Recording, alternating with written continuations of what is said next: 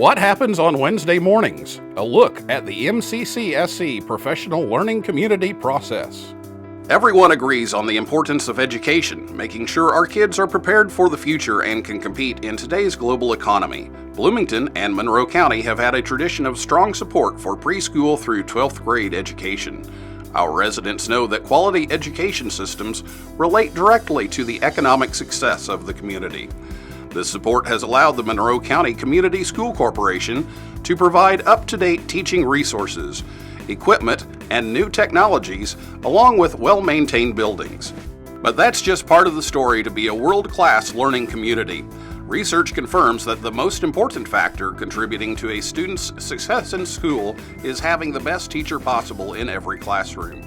We are fortunate to be able to hire quality teachers and know that, like many other professions, participation in professional learning is key and leads to increased student achievement. In 2011, the MCCSC chose to build time for professional learning and collaboration into the weekly schedule. Classes each Wednesday morning begin 45 minutes to an hour later, providing time for this work to take place. While it's true that the Wednesday morning collaboration time for teachers can cause disruption to family schedules, its benefits are far-reaching. The reality is, there is a direct correlation between the amount of time teachers spend collaborating and increased student achievement. The performance of our own students is testament to that fact. Also, research shows that this time is most effective when teams of teachers meet on a regular basis, working collaboratively and sharing knowledge about the needs of the students to ensure that all students learn at high levels. Using these collaborative teams as building blocks, the Monroe County Community School Corporation has made the commitment to building a professional learning community, or PLC.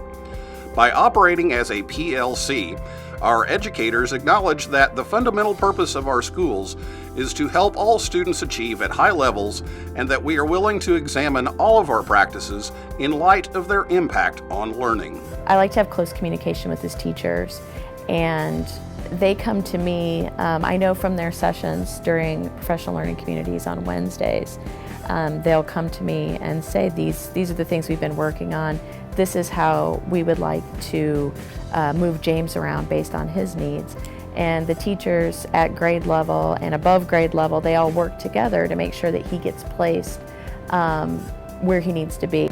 It is important to have a guaranteed and viable curriculum so that it doesn't matter what school a student attends or what class they're in. The curriculum is the same across the board, and we want to make sure that all students can apply those skills that they are taught, and when they haven't, the teachers give them extra support where needed so that they are able to apply that skill. The first step in setting student achievement goals is for teachers to determine what it is we want our students to learn. Not what I should be teaching, but what should all students be learning. Dawn Adams, high school government teacher, discusses how the high school social studies collaborative team uses their weekly Wednesday morning time to answer this question. Today we were looking at the results of a formative test, or what we sometimes call a practice test, meaning it's not for a grade. It's something that gives us insight into what the students have learned up to a certain point in the unit. All the teachers on the team have covered the same material and taught to the same standard. We have then given the same test and been able to collate the data into a single place where we can look at it and we can compare, analyze the differences in our results. If we have found that some students or some classes have done better than others, we can try to understand why that is. If we find questions that the results were not good on, we can look into that, and we find all kinds of things. In some cases we find it was just a difficult question and we need to teach it a little bit more. In some cases we have found the question itself was poorly worded or the choices were confusing. The students understood the material, but we just didn't give them a fair way to express what they had learned. And so from there, we can follow up and decide, do we need to reteach? Do we need to change a question? Do we need to run a special tutorial in which we bring in students for some extra help outside of class? And then hopefully we then lead to a good result on the final test, which does count for a grade. The next critical question is, how will we know what each student has learned? Teachers work collaboratively to develop common formative assessments that will give them a measurement of what students know about the current unit of study. Paul Quinby, middle school teacher, shows how the English and Language Arts team uses the collaborative process to determine if students are learning. Well, schools are a lot different now, even since I've been teaching for 9 or 10 years. And what we have to do during our PLC time on Wednesday morning is we really have to look at what kids know. So we'll take a quiz that they've done across the school, or we'll take a writing assignment that they've completed, and me and my colleagues will look at that information and we'll determine which kids really got it and understand it, and those kids are ready to move on. But if there's a student that is missing something or we feel needs a specific type of instruction, we'll identify those kids, figure out the best way to teach them those things that they're not learning, and then find the time throughout the school day to get them what they need to learn. Data gathered from the assessment process is used to help teachers collaborate on critical questions. How do we respond when some students haven't learned? How can we create opportunities for students who have demonstrated that they know the material? A collaborative team of third grade teachers explore these questions along with their literacy coach, Gina Stancombe. Teachers take the results from the Common Formative Assessments, or CFAs, and that drives our instruction. So it shows us when a student has mastered a skill or is at a level of proficiency or not. Those students who need extra support, we put them in a group and give them that support in the classroom. And then students who are near mastery or near proficiency, they're put in another group so that they continue to practice that skill. Those students who can demonstrate that they know the material, we put them in a group and they work with a teacher or preventionist to enrich or enhance that skill. My teacher, whenever I need help, I raise my hand and I ask her to help me, and then she helps me step by step. And then usually if she has to do something, she gets a friend from our class and that's good at it and tries to help us to see if that can make us better.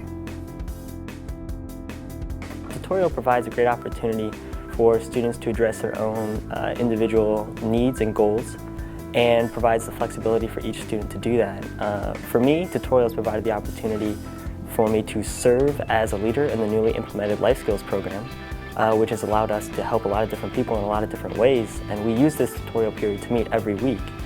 For other students, tutorial may represent a time to study or to complete makeup work or to just receive additional one-on-one time with an instructor. And it's this flexibility that has made tutorial so effective a system for both teachers and students. The collaboration process takes a lot of time, and it's great that we have that time to get together with other teachers and talk about things that are important.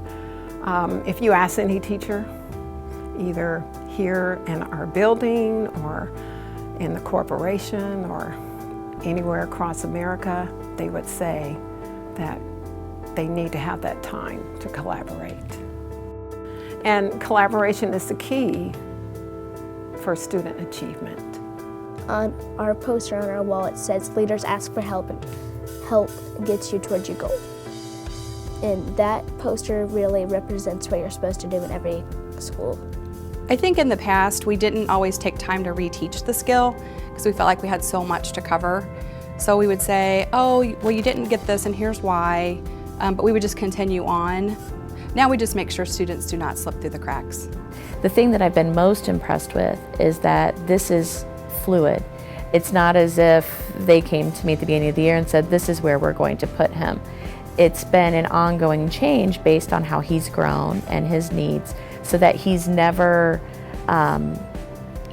sitting, repeating. He's constantly growing. He's constantly moving on to the next thing that he's ready to learn here at school.